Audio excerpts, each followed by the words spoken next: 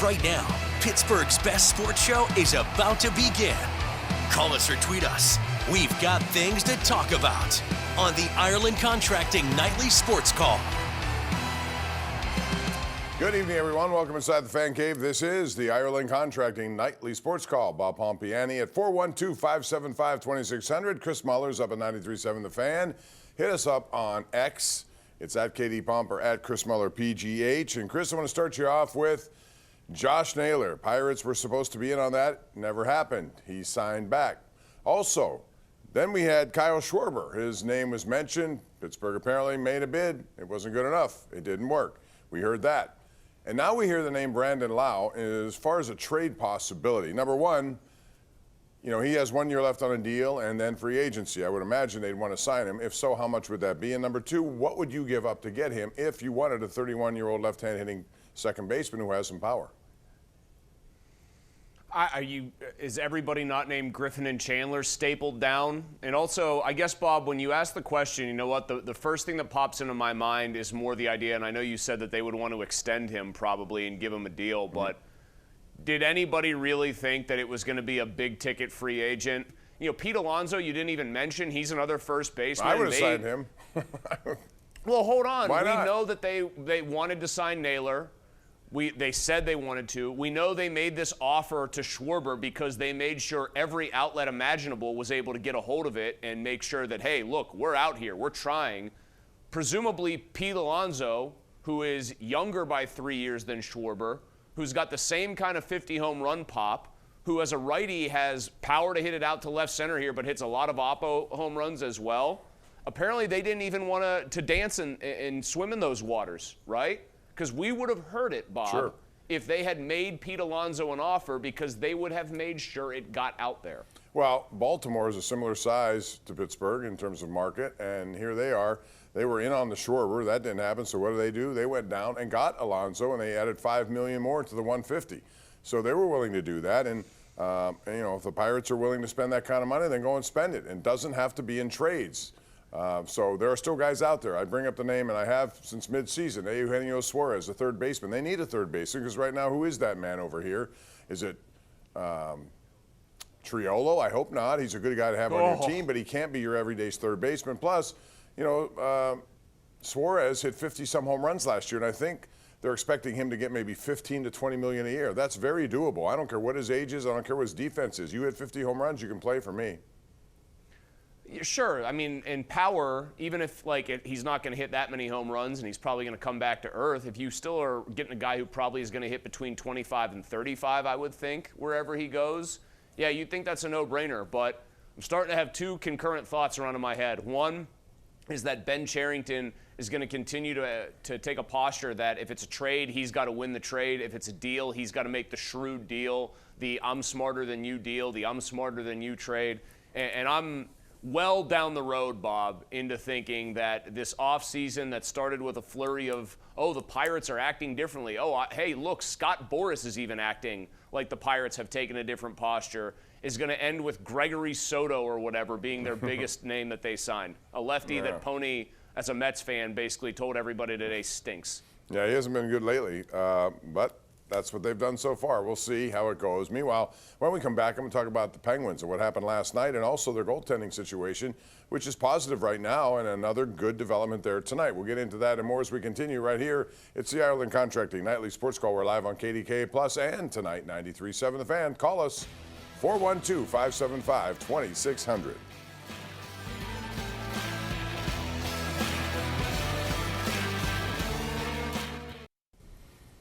All right, welcome back. This is our Xfinity tweet of the night from Ian Rappaport about Kenny Pickett. He's going to get the start, you would think. Geno Smith right now dealing with a shoulder problem. So Kenny Pickett against his former team, a team that traded him after he won, or at least got a Super Bowl ring with that team in Philadelphia. And Philadelphia will be in a wretched mood, I think, this week, given how they've lost games recently and how they need to get back on track. Chris, before we go to the lines at 412-575-2600, I want to talk about last night because the Penguins had what looked like a short 2 points, and they had Anaheim down 3-2. They were on the power play. All they had to do was kill 17 seconds. First of all, the personnel on the ice I wouldn't have employed just because they're offensive-minded. First, even, you're on a power play. Your idea is not to score. Your idea is to kill off the 9 seconds. The best thing you can do after Sidney Crosby wins the draw is put it in there and just drag it to the corner and engage people so that they have to really work to get the puck free. Instead, they just tossed it back there. They were allowed to come out of the zone with no, resistance whatsoever, and that's what they got. I never saw an ending like that. I mean, the only one I can think of where a team butchered, and it was frankly even more of a sure thing. I think we've all seen the Hockey Follies video where I forget who it is on Edmonton. It's like Patrick Stepan or something like that. Goes in. A defenseman, yeah. Steve Smith, wasn't it? Misses the empty net, and then they go back the other way and tie the game. I completely forget who scored the game-tying goal as time was expiring, but it's a hilarious play. I think it's it's like Will Craig. Or it's like Will Craig of hockey. Yeah. I mean, that's like an all-timer. But you're right. Just put the puck in the corner, and then 10 people. In hockey terms, it always looks like there's 10 people in there kicking it around, and that kills the clock. But I'm with you on the personnel. Just put your defensive defenseman out there. You're just trying to kill time. I mean, when you have a power play and they've got to pull their goalie, that's like the ultimate advantage situation. Or in this case, they didn't pull their goalie until obviously the clip where you saw him going off the ice. It's just mind-numbing. And you know what, Bob? They've had such a, by all accounts, hugely surprising season in a good way. They have given away so many little points here and there. 2 games now in a row. The Dallas game they should have finished off.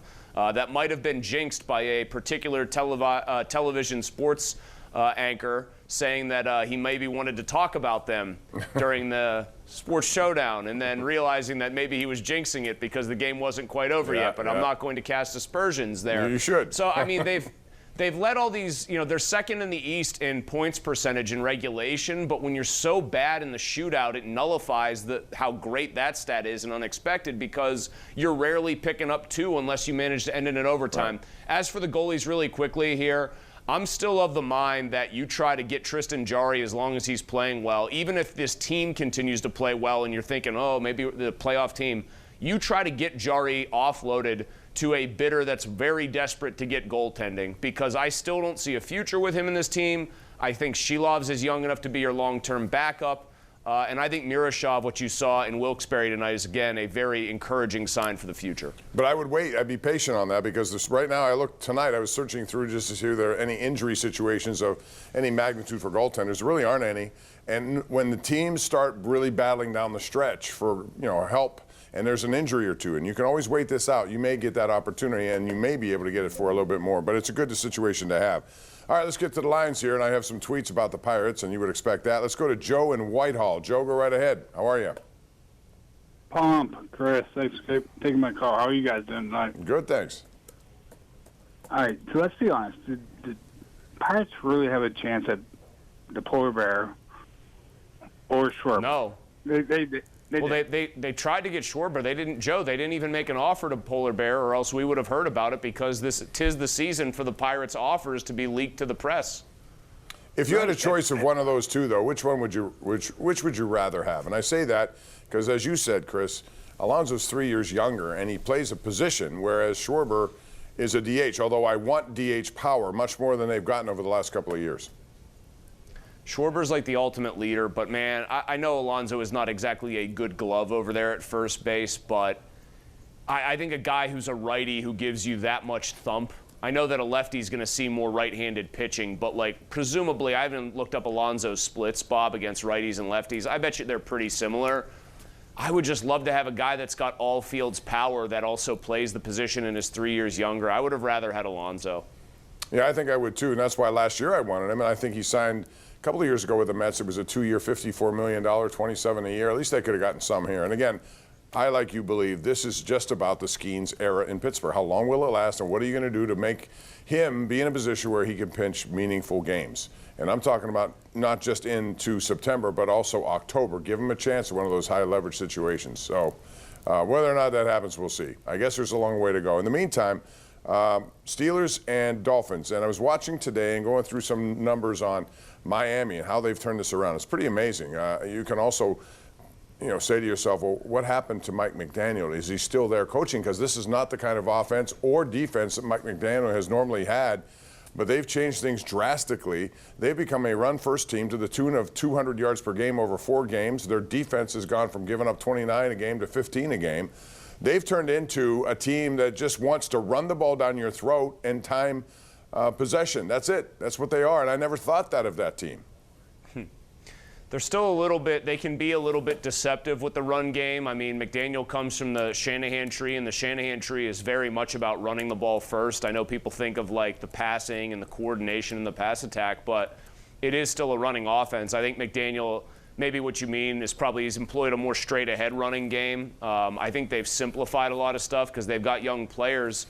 I'll also give McDaniel credit. He must be a good enough, he's kind of got that nerdy persona, the bookish persona, which is not, it's the anti-Dan Campbell, Mike Vrabel football guy, Bob. But it's pretty obvious that McDaniel's players still want to go to battle for him because they could have easily kicked this thing in when they were, 1-7, I think it was. And now they're 5-1. Since then, or 1-6, and now they're 5-1. I mean, they look like a team that's a problem. I don't know about you, but I looked at that game and watched it against the Jets. They got off the plane and just absolutely took it to New York, and that game was functionally over with like more than 8 minutes to go in the first quarter. They blitzed them so badly and then knocked Tyrod Taylor out of the game. I have a tweet here from Comments Writer, and he's been asking me this for the last 2 nights, and I apologize because I didn't get time to look at it, but I did today. He wants to know about the clock last night. Didn't it start when it should have, at the end of the game, off the face-off in the attack zone for the Penguins? I went back and looked at that, and then I have to ask the question. The clock that you're seeing, is it in sync with the one that actually is there in the arena? Sometimes it's 2 different things. I didn't see anything that made me think that there was some egregious lack of, starting the clock. Did you? Did you happen to notice that at all? I didn't notice that, and I don't mean to be comment writer, the comment disrespecter here, or the comment, shrug offer here.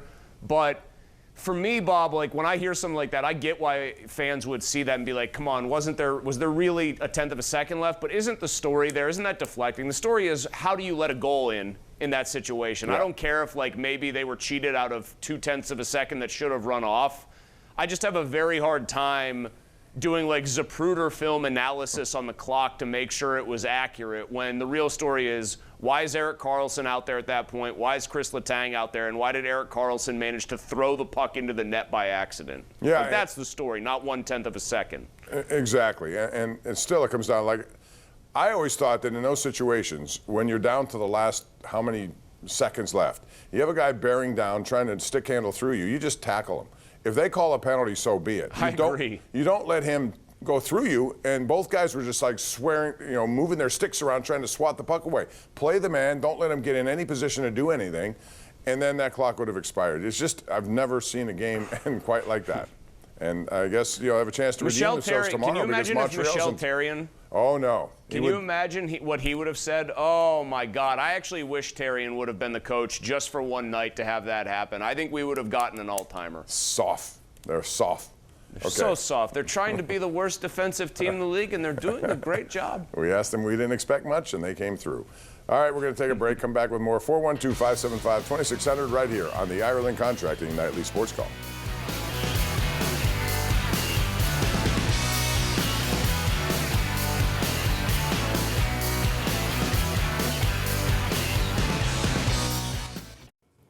All right, welcome back. We continue. Bob Pompeani and Chris Mueller with you at 412-575-2600. A couple of X responses, tweets, whatever you want to call them. Ryan Zedek says the Pirates have to acquire at least 2 relatively big-name players this offseason. Just saying we tried won't be good enough. And then Kevin D says, I don't have any faith in them. One thing about having 0 expectations means I can't be disappointed. And I think therein lies, I don't know what the Pirates would have expected if, for example, they are linking or getting information out that really isn't all that accurate.